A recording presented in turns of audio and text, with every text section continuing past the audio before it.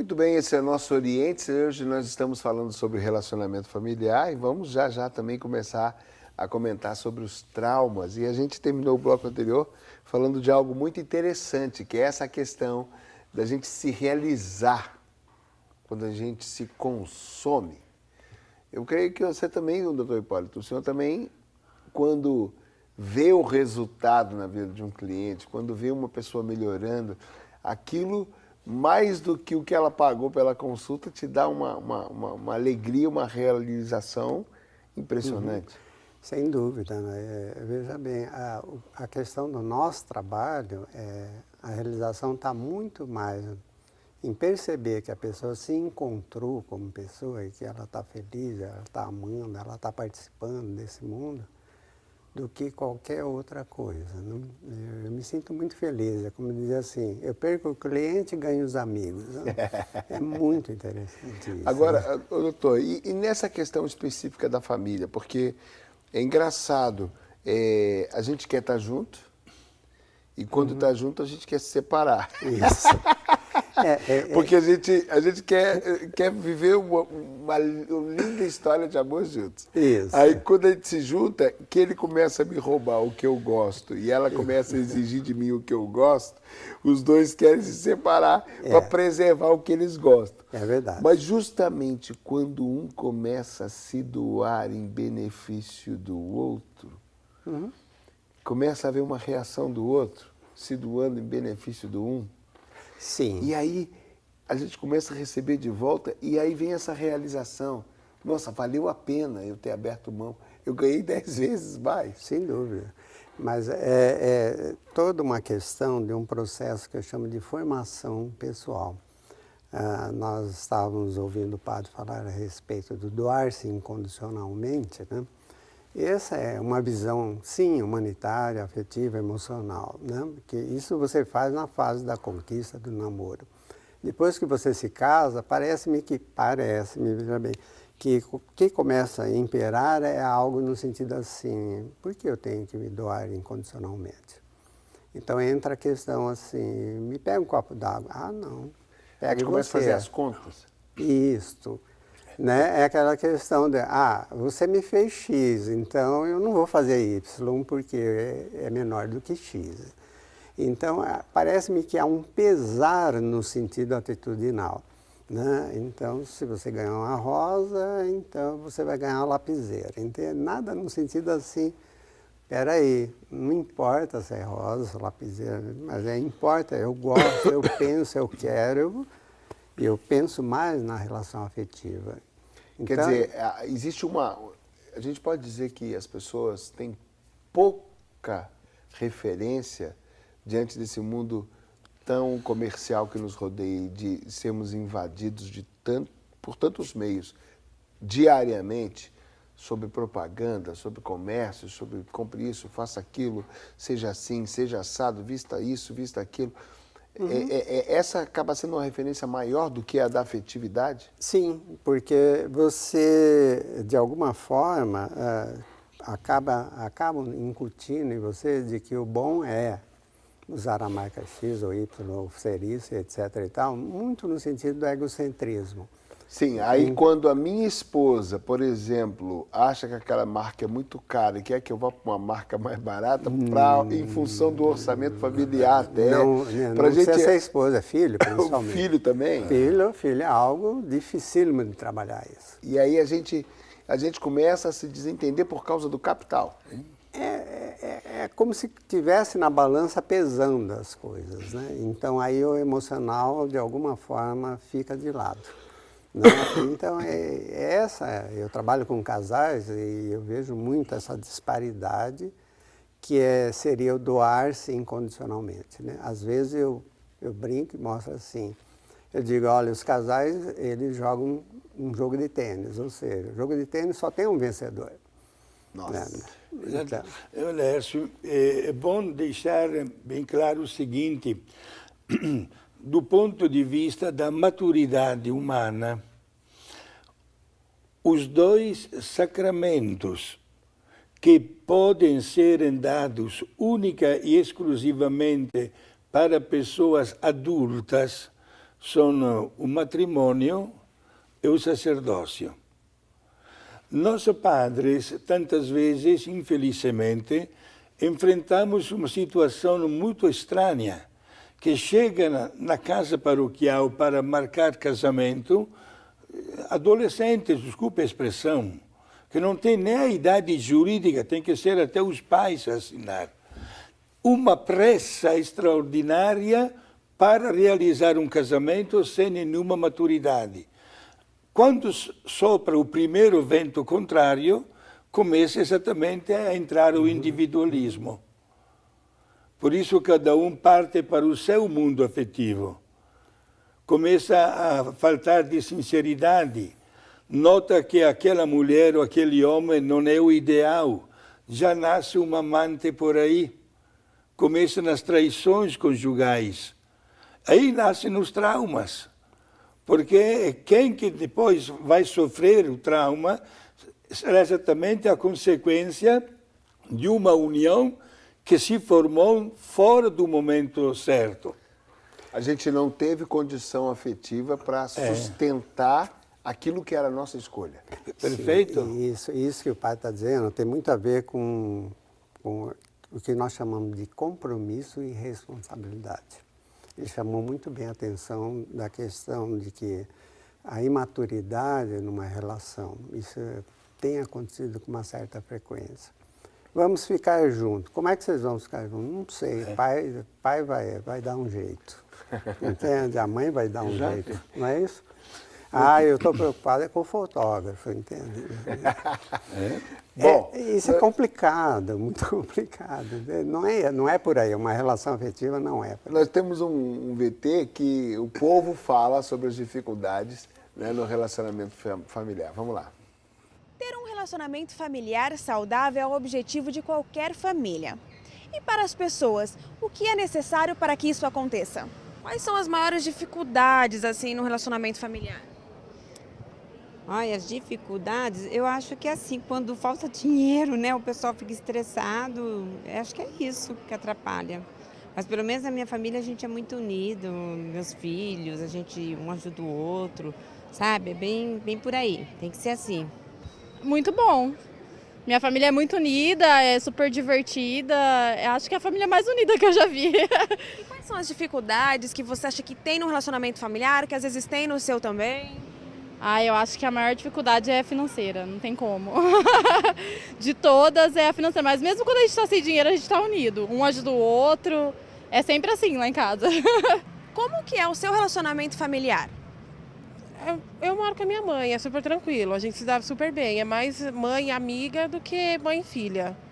Pelo menos entre eu, ela e meus filhos, a gente se dá super bem. Você acha então que num relacionamento familiar o que não pode faltar, assim, para a família se dar bem, para a família ficar unida? A conversa e o respeito, acho que é o principal em tudo. Se tiver isso, conversa e respeito, a família permanece unida. Permanece unida, pelo menos é a minha opinião. Quais são as maiores dificuldades no relacionamento familiar da casa da senhora, que a senhora percebe que existe como em qualquer outra família? Que nem ela falou, a conversa. Tem que ter muito diálogo, né? Que a juventude hoje em dia, se não tiver diálogo não vai para frente. Quais são, assim, as maiores dificuldades ou as dificuldades que você vê que tem no seu relacionamento familiar ou que você vê também que existe num relacionamento? Olha, eu acho que o principal é a confiança. Acho que conviver junto também não é muito fácil, né? Eu vejo isso pelos meus pais, né? Já são casados há tanto tempo, mas mesmo assim sempre tem aquelas discussãozinhas, briguinhas. Mas eu acho que é mais a convivência mesmo, né? Coisa do dia a dia. E o que você acha que não pode faltar num relacionamento familiar? O que precisa ter, que faz bem? Eu acho que de tudo, viu? Acho que confiança, amor, saber, conciliar as coisas, abrir mão de vez em quando pro bem-estar do outro. Acho que tudo um pouco, juntando tudo, dá pra ter uma vida harmoniosa. Tá aí o povo falando e mostrando de fato que o valor monetário, que os materiais pesam, né, padre? Atrapalham bastante. Pesam, sim, tem o seu valor, né? Mas também algumas declarações ajudam a refletir. A menina que falou agora, né? quando uma pessoa renuncia a alguma coisa de si para agradar mais ao outro. Estava fazendo uma reflexão vendo estas imagens. Na minha formação, quando era criança, quando entrei no seminário, uma boa parte da estrutura do seminário era ocupada por mais de 200 meninos que não eram seminaristas. Era o período logo após a Segunda Guerra Mundial e o governo na Itália se enfrentou uma situação muito delicada, como dar assistência aos meninos e às meninas que perderam o papai ou a mamãe na Segunda Guerra Mundial. Portanto, entregou centenas de milhares de crianças para padres e freiras, até com subsídio, ajudando para essas crianças terem uma vida normal. Hoje, à distância de mais de 50 anos, estas obras, mais uma vez, estas construções estão lotadas. Não de crianças que perderam o pai e a mãe na guerra, e tomara que nunca mais haja guerra, né? Mas são crianças que têm os pais, mas que estão separados. E são as crianças, doutor, mais difíceis a serem educadas, porque não admitem a separação dos pais. Aí que vivemos um trauma. Então, boa, padre. Obrigado pela deixa. Vamos entrar no trauma.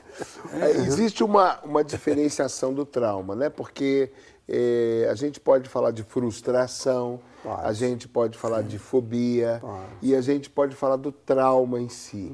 Existe uma intensidade, porque o que o padre está colocando, por exemplo, a gente está falando desse sonho, desse projeto, dessa relação, e de repente para aquela criança que é o membro mais tenro, mais frágil, que está ali ainda precisando do afeto de todas as formas, ela é rompida de uma maneira violenta até.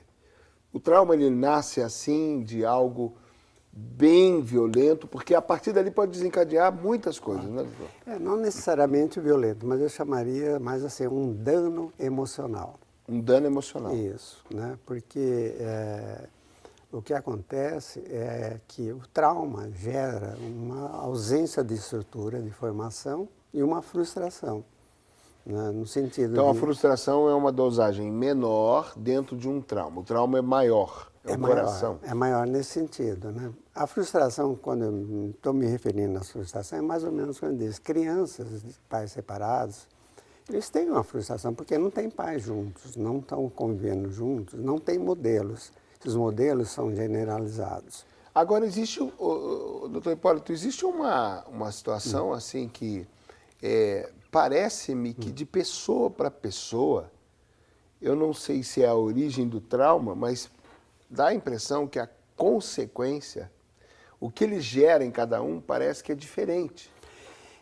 Isso tem muito a ver com um processo de formação. Né? Formação é como a criança se desenvolveu, que tipo de apoio que ela teve desde criança, desde pequeno, e em que momento que aconteceu isso. Foi na criança, foi no nível da adolescência, foi no nível de adulto, né? Porque o trauma ele pode ser decorrente de um processo ocasional. Né? Então, veja bem, quando a pessoa tem uma formação muito bem equilibrada, ela teve assim, a felicidade de ter pais participativos, teve a felicidade de ter a sociedade participativa, a igreja. Então, quando acontece uma situação traumática, ela cai, mas ela tem imediatamente toda uma estrutura para se recuperar rapidinho. Né? Isso chama-se resiliência em psicologia. E outras pessoas são muito fragilizadas, totalmente fragilizadas, são inseguras, são pessoas que sofreram quase que todo o desenvolvimento com um déficit emocional de formação.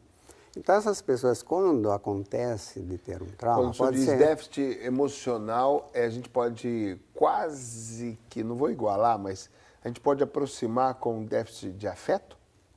É a mesma coisa, né? Eu chamaria a mesma coisa, é uma questão de linguagem. É que emocional é mais amplo. Eu intuí isso. Mas é mais amplo, né? Eu chamo emocional porque o afeto pode ser específico, mas definir afeto é muito complexo também. Então, eu prefiro falar em emoção, ausência de alguma forma. E aí a não reação sentir querida, das pessoas... não sentir amada, né? O senhor já tem acompanhado, eu acredito que já deve ter chegado até as suas mãos, algum casal que são filhos de pais separados e que trazem uma carga nesse sentido, para o senhor exemplificar para a gente o tipo de trauma, por exemplo? Eu poderia citar vários, né, nesse sentido, mas o que acontece é que a pessoa ela passa a ter formação de vários modelos, né? Assim, o vizinho ou mesmo numa instituição diz assim, não, certo é isso, certo é aquilo, certo é isso, certo é aquilo. Volto lá naquela questão que você colocou. Nós somos sujeitos a uma série de informações diárias hoje. Existe uma pesquisa que diz assim, que nós sofremos diariamente 25 mil tipos de informações. Nossa! E nós temos que fazer uma seleção do que é realmente bom para mim e do que não é. Essa é a dificuldade. E às vezes você passa a atuar porque disseram e vai pela maioria, sem se questionar se aquilo se aplica a você, se emocionalmente é aquilo que você quer. Então, a pessoa, quando tem isso, ela se baseia em modelos externos, não necessariamente modelos internos. Aí, na prática, as pessoas têm medo de viajar sozinhas, ou medo de falar em público, ou medo de se relacionar, ou desconfia de todo mundo. A manifestação do trauma em si, né? É consequência.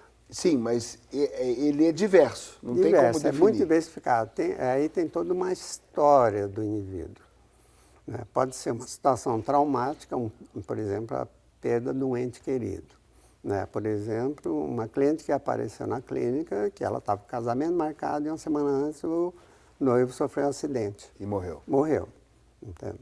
Isso é... E aí ela se desestruturou, entrou em depressão, foi para a psiquiatria, né? E depois veio até mim. Então, essa é uma situação específica, né? Mas, às vezes, a questão traumática é um processo de incompreensões familiares, principalmente. Incompreensões familiares, Isso. dentro do que a gente está falando. Uhum. E aí, nas incompreensões familiares, que até por ausência, até por separação, nessas incompreensões, porque a pessoa, quando faltou o pai, Isso. quando se separaram, Isso. ela não foi compreendida no seu todo. Ficaram lacunas naturalmente. Sem dúvida. Certo? E às vezes os pais estão juntos, mas continuam incompreensíveis em relação aos filhos. Não ouvem os filhos. E não querem participar na criação dos filhos, a não ser financeiramente. Quanto que você precisa, filho? É só isso. Exato. Nós notamos, doutor Lércio, este fenômeno. Há pessoas que pedem um diálogo com o sacerdote, pessoas que estão meio desorientadas na vida e escutam fulano e ciclano e beltrano. Mas a voz de tantas pessoas não faz na cabeça. Ou pior ainda, criam mais ainda, imagina, confusão. Isso é verdade. Isto é, falta nestas pessoas, digamos assim, uma voz de autoridade que domine o problema, certo? E mesmo diante do aconselhamento do sacerdote, tantas vezes nós pensamos de semear num terreno bom, mas não colhemos os bons frutos. Porque uma pessoa vive mais de entusiasmos ou de emoções práticas que estão ao seu redor. Não tem uma visão de um futuro, digamos, de longa distância, quem sabe que vai poder melhorar. Mas quer, eu diria, o famoso latino Horácio, carpe diem. Isto é uma satisfação imediata até dos seus problemas. Satisfação que nem sempre vem. Quando nós, por exemplo, nos relacionamos diante um assunto um pouco desagradável, da mesma morte. Uhum.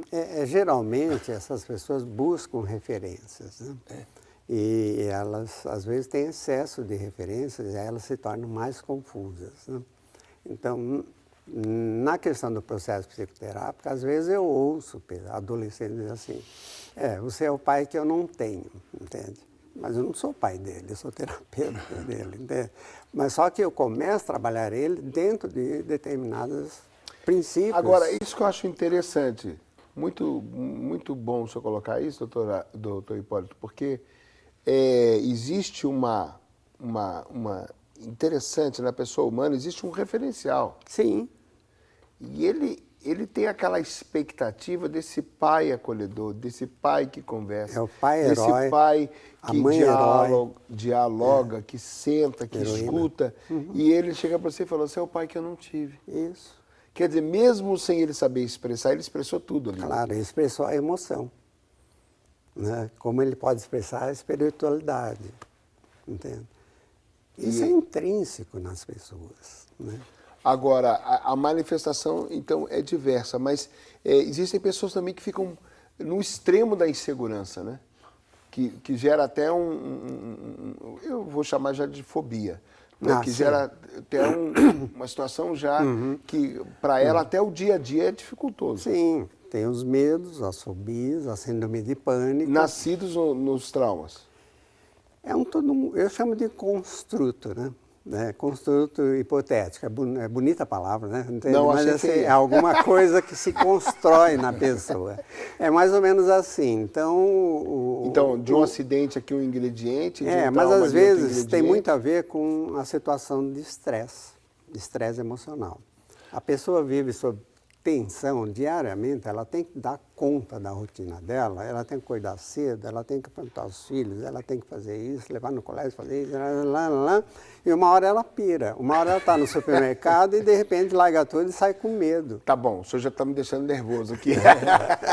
É mais ou menos isso. Esse é o nosso Oriente, o padre está doido para falar, padre, deixa para o próximo bloco. Exato. Mas, para completar exatamente, há também uma tendência no dia de hoje de eliminar da vida da pessoa que vem ao mundo a palavra sacrifício ou renúncia.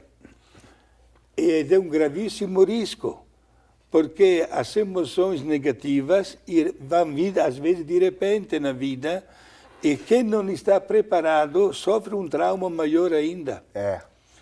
Por isso temos que saber educar. Não vamos pegar aquela página histórica da educação chamada espartana, do sacrifício, mas é bom mostrar que não tudo que está ao alcance mesmo assim virtual de uma criança deve ser conquistado. Temos que educar a criança também a determinadas escolhas e a determinadas renúncias. Muito bom, esse é o Orientes falando então dos relacionamentos familiares e dos traumas. A gente vai para o intervalo, voltamos já já.